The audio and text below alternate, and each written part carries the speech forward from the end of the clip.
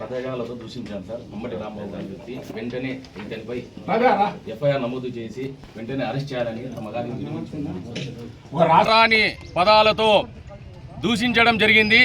ఇతగాడిపై వెంటనే చర్యలు తీసుకోవాలని పోలీస్ స్టేషన్లో వచ్చి గౌరవంగా టౌన్ సీఏ గారిని కంప్లైంట్ ఇవ్వడం జరిగింది. ఆయన వెంటనే స్పందించి ఇతగాడిపై కేసు నమోదు చేశానని తెలియజేశారు. శనివారం నాడు ఈ రాష్ట్ర గౌరవ ముఖ్యమంత్రి వర్యులు శ్రీ నారా చంద్రబాబు నాయుడు గారి గురించి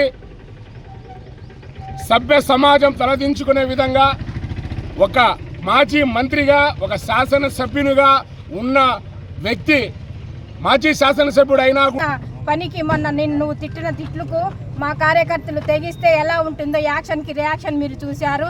ఇట్లనే మీరు కూడా అసెంబ్లీలో భువనమ్మ గారిని కూడా ఇట్లనే దూషించి మాట్లాడారు. మీరు మాట్లాడిన మాటలకు మీరు చేసిన అరాచకాలకు ఆంధ్రప్రదేశ్ ప్రజలే మీకు బుద్ధి చెప్పి 11 సీట్లకు పడేశారు.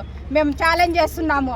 ఇదే రీతిలో మీరు కానీ పోయినారంటే నెక్స్ట్ మీరు చరిత్రలో రారని మేము ఛాలెంజ్ చేస్తున్నాం మా తెలుగు మహిళల తరఫున.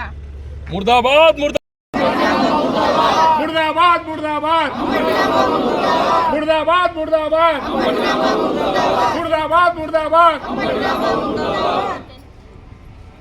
ముర్దాబాద్